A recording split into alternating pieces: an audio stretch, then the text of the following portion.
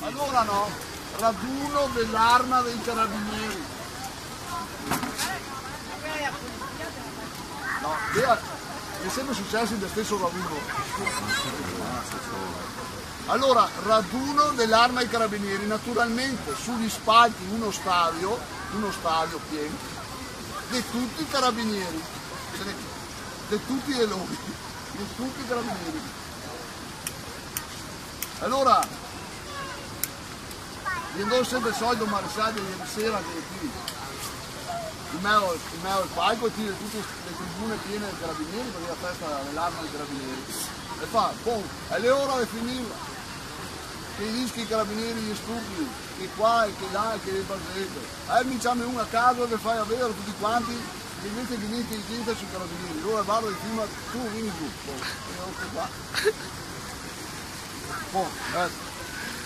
Se presenta come ti chiami Salvatore, lo Iacono e avanti.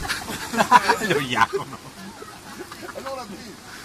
Bene, adesso con la domanda che ti faccio io vi faremo vedere che il carabiniere è una persona in piedi. Quando fa 3x3? Inizia a ragionare. 5.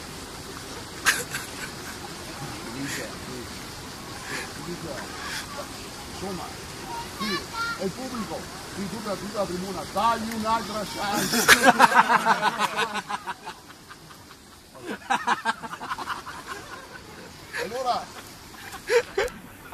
Allora sì, bene, lo Iacono, 3x3,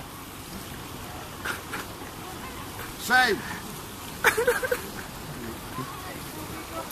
sì, e lui il maresciallo comincia a nervosirsi, e il pubblico, dagli un'altra chance, Sì che dopo sì, e guarda che stavolta, dai, lo Iacono.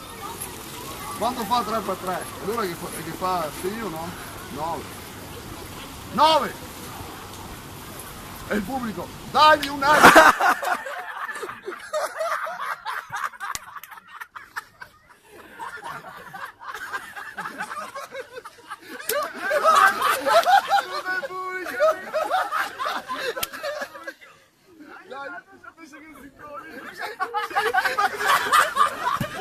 L'ho sbagliato ancora!